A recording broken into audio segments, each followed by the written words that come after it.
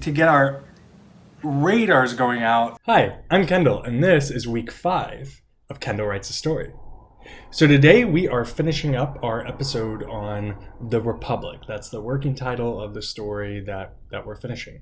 If you watched the last episode, you'll know that we ended with our sheet. We had the new story statement at the top, and then we had just started filling out the details of the beginning, middle, and end. So today we're going to finish that. And today's really exciting because the things we have to work through in order to get there, we have to work through genre. We haven't decided at the end of the last episode, I hadn't decided what genre, so we've got to work through that. And then we've got to work through again, just the 15 pieces and making sure everything fits. So it should be really exciting, and I'm really excited by the story that has originated, which we will share at the end. So let's jump in. Right up where we left off at our last episode, you'll see here on the left we have our sheet that's still just got a couple bullet points, and then on the right, what I'm doing is again picking up from last time and sussing out the middle parts. So what I've decided to do, because I kind of got bogged down with the details, right? Because when you decide so let's take an inciting incident for the movie, right? Or for a book, for a story at the beginning. Let's take the inciting incident. It can be a million things depending on what genre, right, your story is. It could be two lovers meeting if it's a love story. It could be a murder if it's a thriller, right? It could be so many things. And so what I've done is I wanted to kind of abstract everything down just to give me a structure. So I will need to wrestle with genre in a bit, but right now I just kind of want to get some abstract concepts down. So if you look on the left, you can see some of the examples of that abstraction. So let's look in the middle here. So the middle of the story, some of the big things that happen. First, we have an inciting incident. And the abstracted version of that is that the convention, this constitutional convention, gets ready to vote. That's what I've written here, right? It doesn't need to be super detailed at this point. It doesn't need to be, somebody specifically gets asked to do something right? I just kind of want a general idea. So the whole middle, the way the middle is going to work is it's going to start with the Constitution getting ready to vote. And then something is going to happen that is going to complicate that. The vote can't happen. Maybe the vote can't happen because terrorists came in and are holding them hostage. Maybe the vote can't happen because of a legal requirement. That would make it sort of a political thriller. Maybe the vote can't happen because somebody fell in love and they got to leave, right? That would be the love component. So that's kind of what I mean here is I want to add that clear structure so I know what happens in the story, but I still want to leave it open for when I figure out what genre it's going to be, that it can fit. So the middle here, the convention's going to get ready to vote. Something happens where they can't vote. And then they have to figure out, should we just go back and just stop this whole process, right? Something has stopped us from voting. Should we pull back? That's the crisis. The climax is they decide to keep moving forward. And then the resolution is that a character, I don't know whom, but a character takes this once the people decide, no, let's just push forward, even though it seems like it's not going to work out. Let's push forward. There's a character there that is their growth moment. Either them changing their mind to say, let's push forward, or they kind of, pick up the baton once the decision is made and say, okay, I will be the person that makes this happen. And that's kind of the resolution here.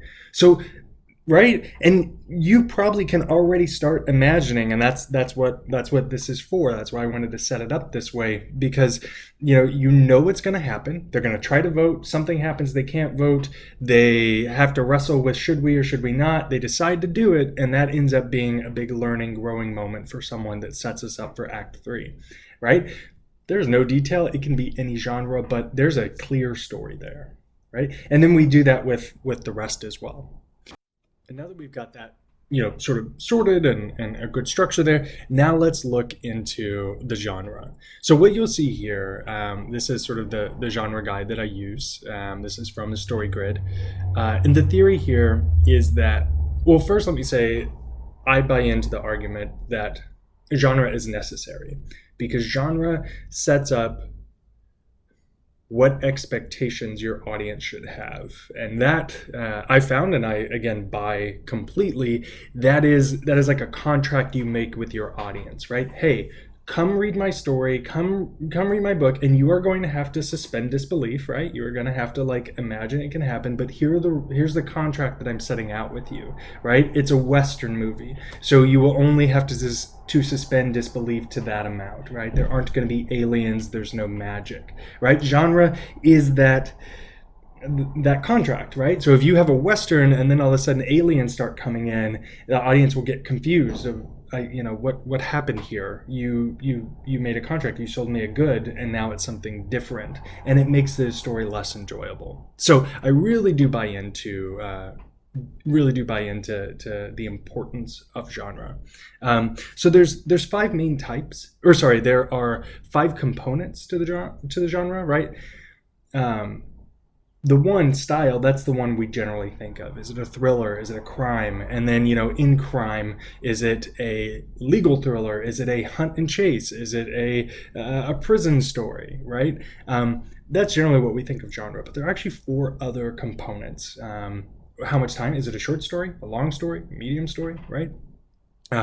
Is it how, and then, it includes other components like, how real is it, right? Is it a factual story? Is it fantasy? Again, that's that suspending disbelief contract with the audience. They need to know how wild we're going to get so they can set expectations. If you start off half a movie with everything's real and then all of a sudden introduce a magician, like a sorcerer, there better be a serious reason why. Otherwise, your audience will feel just confused.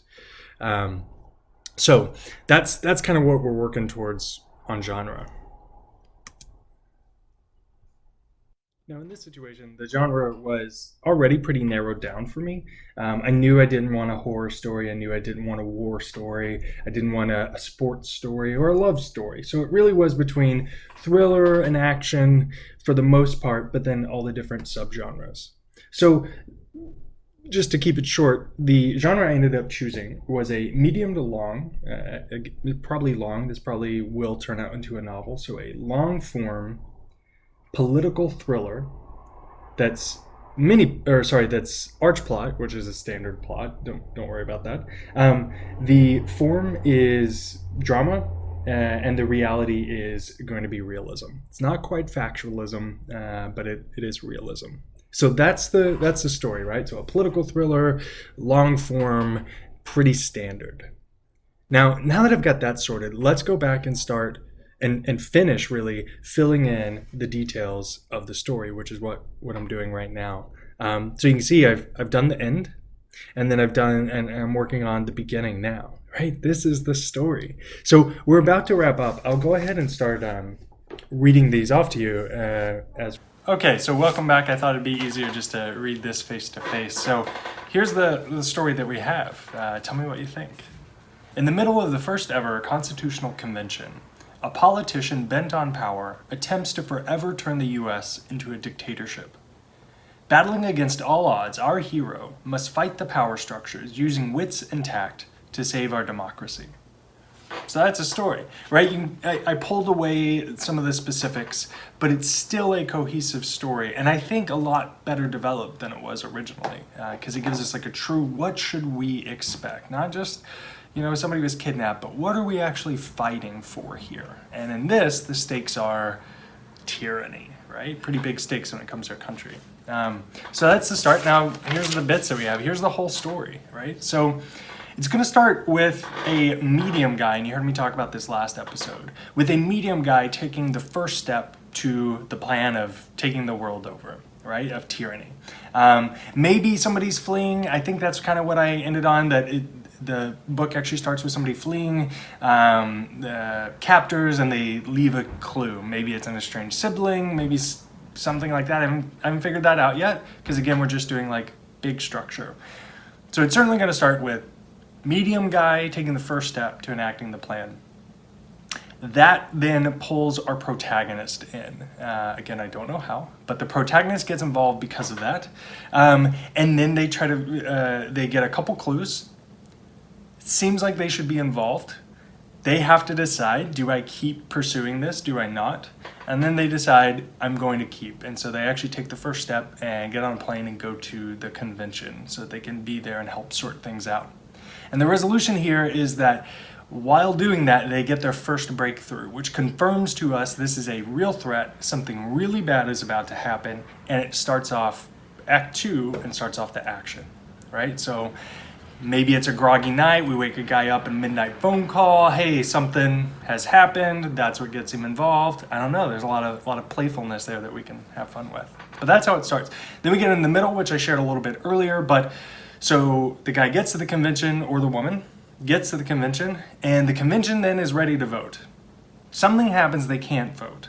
So then the leaders of the convention have to decide, should we keep going or do we stop? And they decide that they want to keep going, keep moving forward. And then it resolves itself with a character, maybe it's our hero, it's probably a B-story person, showing growth and moving forward in the right way. What I have written down here is the character begins organizing the vote and showing growth. So the leads decide, hey, we're going to vote, and then somebody steps up and we see them start to grow into themselves and say, okay, I'll make this happen, right? Again, I don't know. Is it political? Is this like a lawyer who like has stuff to prove? Or is this like some tactical leader and he has to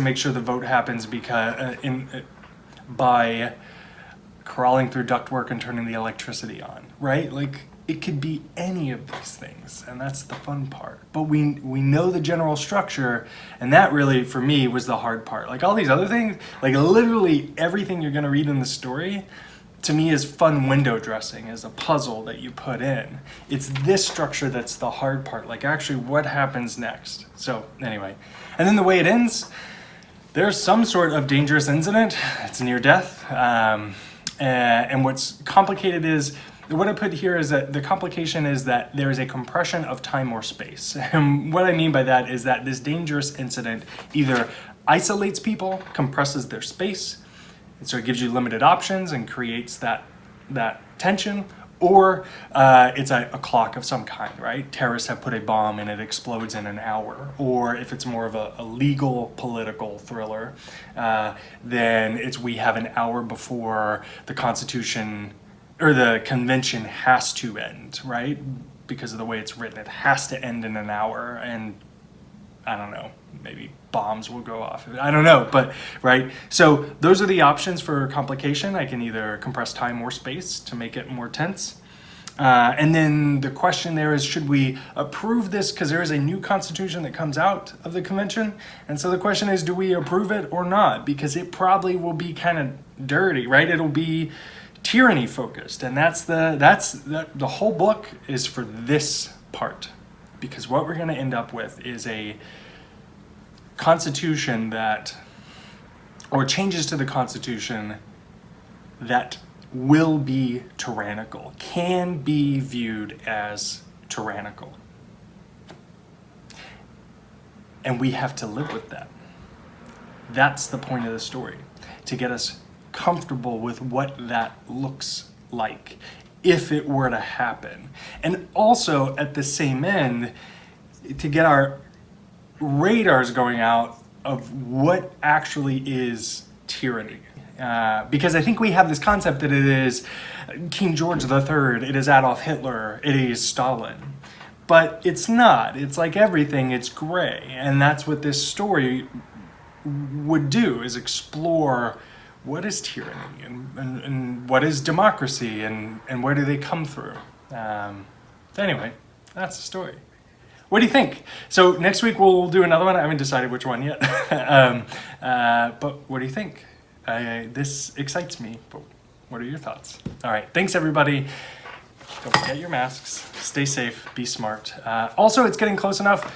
Request your absentee ballots now if you can, if your state has it and you are planning on voting via absentee ballots. Yeah, all right, have a great day. Bye.